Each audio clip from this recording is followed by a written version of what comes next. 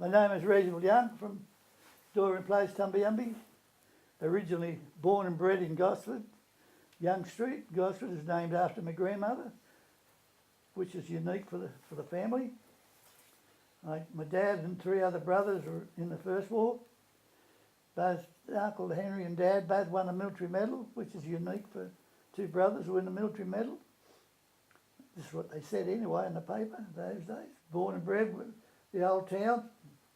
You can't get it much rougher than Gosford in the old days. Walked to school a mile each way, barefoot. Never had shoes till I went to high school. Then there was only sand shoes. I worked with my dad in a building trade for nearly 5 years, till I put my age up to get in the army for another 5 years in the army. Managed to put my age up and get to Millen Bay out of the blue. That was a sudden move. The way I got under Trace is how I met up with Trace. I didn't realise, she didn't remind me today that she had an article in the local paper, and I got my daughter to ring her and trace her down, and that's how we come to meet the first time. And then next thing you know, she said, "Do you want to go to Millen Bay?" I said, "Yeah, we'll go to Millen Bay." And there and back in a week. I don't know about trying that again. In 1942, how old were you when you arrived in Millen Bay? 20, just 20 in June.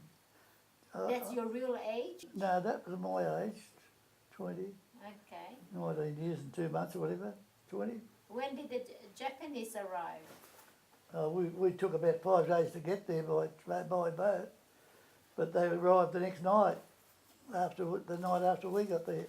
I mean, it was dangerous because we all slept under the coconut tree somewhere around them. We dug in the guard there and dug our own trenches and doing 4-hour shifts in the night time, 4 hours on guard. But I don't know. But we copped plenty. We were very fortunate after we left there after 5 months. They copped a 40 bomber raid. I'm glad we missed that by one night. And then we got to Moresby, 4 days. Left Moresby to go up to Lakikama River. They got a 40 bomber raid the night after we left there. When did that happen? After you left or before the Enshan got sunk by the Japanese? The Enshan was still at Millen. It was sunk at Millen Bay. It was sunk when the Japs arrived. That Jap cruiser came in. So how many days before Enshan came? Enshan was a cargo boat? Cargo boat, yeah. It had our anti-aircraft carriers, the big guns, the 3.9. They got the guns off, but they hadn't got the barrels off by the time the cruiser come in that night and shelled a broadside there. Yeah. Gilly Gilly. Yeah, Gilly Gilly Wharf. Yeah, Gilly Gilly Wharf, and she laid out on the side, but they couldn't get the guns off. See, that's where the Japs had us. They could fly much lower. Yeah. We had ACAC guns there, but they boom, boom, boom, boom, you know, and Yeah. they wake out to dead sleep of the night time when Yeah. they start off, because there was the only warning you got sometimes is a rifle shot or something like that, yeah. So all of a sudden you bang, bang, bang, bang, you get a bit of a scare for a moment, but they're all dead, all my mates I do about. But Chum was with me out in the paddock, and I said, well, 9 bombers flying out towards the ocean. And I said to Chum, gee, they look good, look pretty, you know, like silver, sun shining on them, silver. I said, I hope they come back. I didn't know they were Japs. they come back, and I tell you what, there was a scout at that time. Yeah, well, you just didn't know where they're going to drop their bombs, so we dived behind a couple of coconut trees or some bloody thing. Do you know where the Japanese camped? On the other side of the bay? No, I didn't know. I didn't know where. As you know, the jungles were everywhere. Like you see grass growing higher than a man, you know. And I didn't know really that they'd land on the other side of the bay, down the bay. And then when they landed in barges, creeping up there, they weren't expecting anybody, I don't think. because we got there an extra 1,000 troops. Not that they were be doing any much, because we're all little units. We were engineers headquarters, and there was in a tent near us was 4 provosts on their own in a tent. Well, they copped the night we left that big bomber raid. They got killed in that tent. They copped a direct hit.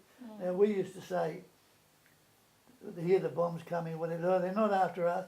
They're after the aerodrome down the road. So you built the 3 airstrip. First airstrip, second. Number 1, we're on number 1 number. Number 1 strip, number 2 strip. There's no. They've always saying there's only 2 strips, number 1 and number 3. Oh, I thought there's number 1, No. number 2 and number 3. No, there was a spot there, not far from our camp, where they'd cut all the coconut trees down to about a certain height. They'd cleared a whole plantation of coconut trees, but they hadn't gone any further with it. Okay. They might have been prepared. Yeah. I used to drive back. There's only 5 mile of road, and I drove that road all the time, down through High Gita Ford. It got pushed out with a truck if I stalled in the water. They'd come up behind me and bang me back out, poor old car. It was a late model Holland V8 car, that first models. So so I was in and out that High Gita Ford all the time. So I knew the road backwards from one end to the other. Yeah. I finished up going there. I had to take a message down from headquarters down to another lot, army unit down and where it was not, the road was in a mess. If you got off the edge, it just drifted off into the gutter. So I drifted off into the gutter this time, and they go and crook about me being down there with a car, but I had to get a message through. But anyway, they've godly towed me up back sideways, so I got up them on the crest of the road. So the main hospital in Milne Bay, was it based on Cameron ground? The hospital, the army hospital that was built in Milne Bay. Oh, I don't know. There's no hospital there. It's only a clearance station. Oh. I didn't go into hospital. It was built when they resurrected the Anshan ship. Oh, yeah. Because it laid on its side for 15 months. Yeah. And the Australian divers, they call it naked divers, went and retrieved the boat with the sheets. Yeah, they raised it up and they raised it up. reflatted it again, yeah. And then used those cargo to build a hospital and the infrastructure in Alota. Oh, I don't know. That's what's in the book. No. And then they towed the boat We from only had Milne 5 Bay, months. Milne Bay to Sydney. Yeah, I know. And then Yeah. they remodeled that ship. And Yeah. now it's still taking cargo from Yeah. Sydney to Darwin. Yeah, right. Yeah. Yeah, it's a pretty good ship. Mm. But I reckon that we're only there 5 months, and it's probably still on this side when we left there. Oh, when did they send you from Alotau to Samarai? From the mainland in Milne Bay? Oh, how I got to Samurai. When did they send you to Samarai? Oh, The Japanese came so low above the coconut Oh, trees yes, that you yeah. can see them. yeah. So how did you react to that? Oh, I got my old 303 out and try and pick him down. I fired in front of the plane slightly because I reckon he run into me bullet because he was chugging over the top of the coconut. And I could see his base so plain with his goggles on, like his helmet on, you know. I could see that so plain. I thought, oh, he kept chugging away. Another one had come back. 2 of the mates were down the front with a Brent gun. I don't think they got anywhere near it, but I couldn't get any much closer. I'm in the line of coconut trees trying to fire at them. It's the only way you could do it. When you got the officers sleeping under their pillows with the 5 Tommy guns, and they could burst out of them, might have made contact with the plane You because he never was got so to use low. them? They slept with them under their pillows. You didn't They get- never come out. They stopped us after a few days. They said, we've used up all the ammo. They stopped us for firing. They might see us on the ground. They might see us. I mean, they're bloody useless officers. As I say, they were definitely regular army guys, got themselves in for a few months up in the islands, and then they left. They disappeared. And we finished up with new captain. Yeah. Was the Milne Bay local people, as they were called, Fussy Wussy Angels, were they helpful to you? No, not. I don't remember seeing much of them. Like you and I have been up there a couple of times, and all the villages and stuff now. But there were villages, but they were always on their own. They were helpful to us when we're going back up over the mountains from Tarapo. That's when we had a line of 60 natives carrying all our gear right over the mountains, 9,000 feet up. They were with us all the way. Oh yeah, we had them then, but I didn't notice them at Milne Bay. We didn't have that. That was the time when Japanese. after the fighting was nearly all over, the natives come through with the Jap on a pole, carrying him on a shoulder. He was hanging off the pole. Like a pig. Yeah, like a pig.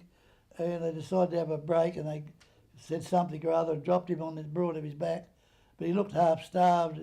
They'd got his gun off him when he come into the village and give him some food or something.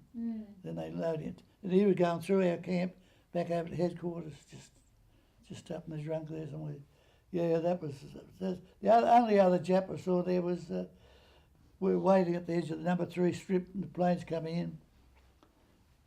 And a couple of our blokes soldiers had a Jap in the back of the Jeep, blindfolded. He looked a tough looking nut too. He had crew haircut short, and they had him sitting up there like Jackie with the blindfolds on, and we were side by side waiting to go across their base, the aerodrome. Yeah, that's how the only other 2 Japs I saw at Milne Bay. So Japs never found your camp? No, they were about 3 miles the other way, down the number 3 strip. Yeah. They never got past that. So they killed about 500 Japs there.